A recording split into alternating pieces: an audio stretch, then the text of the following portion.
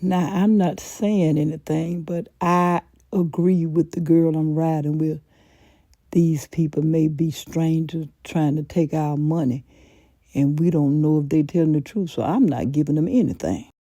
I'm pregnant right now, and I got my food because I couldn't afford much. And this white lady walked up to me and said, that looks so good. Some told me to offer her some, and I didn't pay her no attention because I figured she can buy her own. I know my mind is not playing tricks on me. I just got through looking at a woman. She just had a conversation to me. I turned my head in a second, blinked my eyes, and that lady is gone, and she was very old. I know she can't run. Where is that woman? Right here being pregnant and feeding my son and listening to the man talk about 1 Corinthians 9, where they talk about giving. And then I remember what I did yesterday. God was trying his best to get me to get into his word. Like I said, I was real sensitive about God, and I really love God. But that giving thing struck me. I gave all I had to the church, but to nobody else. I believe this was in the 80s, latter 80s, and I was sensitive about God. But God was beginning to try his best to get me to pay attention to his word about everything. Back then, I was afraid of God.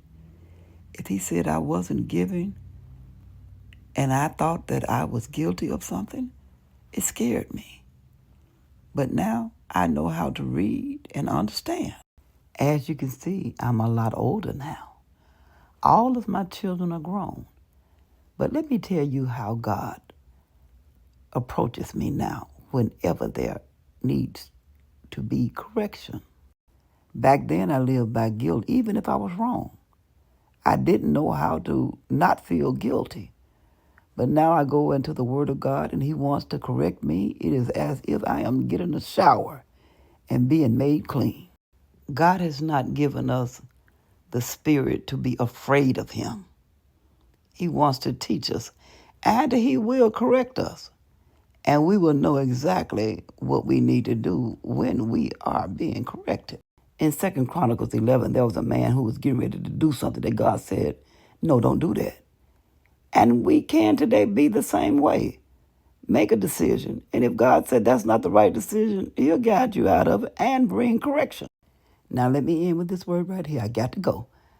Don't allow fear to dictate your day. Stay in the word and know that you can be corrected and God will always lead you on the right path. Stay in his word.